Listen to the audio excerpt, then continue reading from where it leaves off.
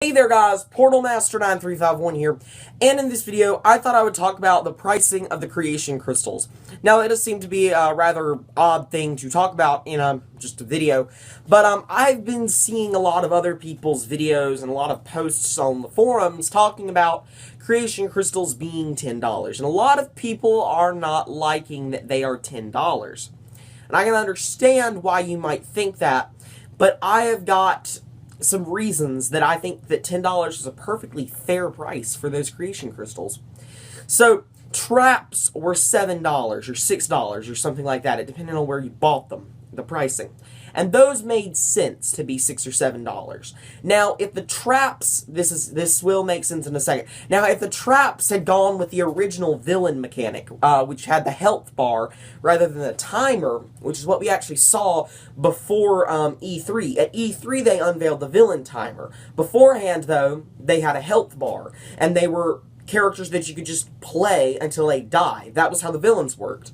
Now, if they had gone with that system, traps for $10 would have been a perfectly logical system to go under, because you're basically getting a character for, you're basically getting a full character, minus upgrades. But it can also play any of the villains in that particular element. So, theoretically, it could be worth up to that of a core character.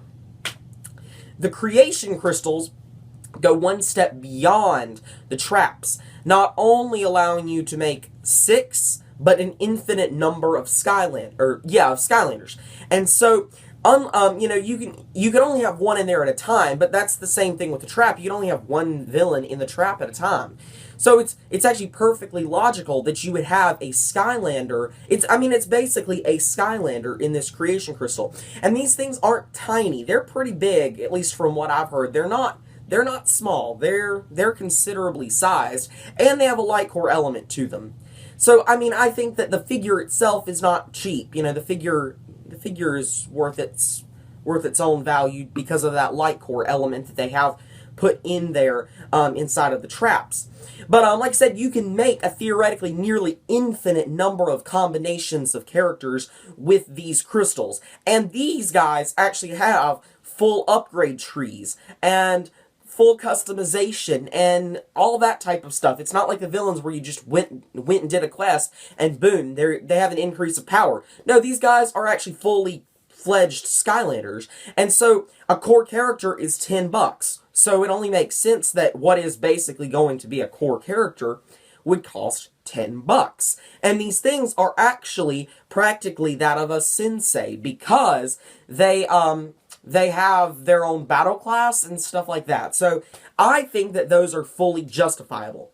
Now, the pricing of the senseis I do think is a little overpriced. I think they should be $13 instead of $15, unless they are bigger than supercharger characters are. But it doesn't seem right to make the superchargers cheaper than the senseis if they are the same size. That just doesn't make sense. And I honestly don't like that the superchargers were 13 either. They should have been 10, although they were bigger than some core characters. But anyways, the creation crystals, basically to wrap this short video up, I think that creation crystals are actually worth $10, and I hope that I convinced some of you of that. Anyways, this has been Portal Master 9351. Remember to check out my social media in the description. Also remember to like, comment, subscribe, and I'll see you guys next time. Goodbye!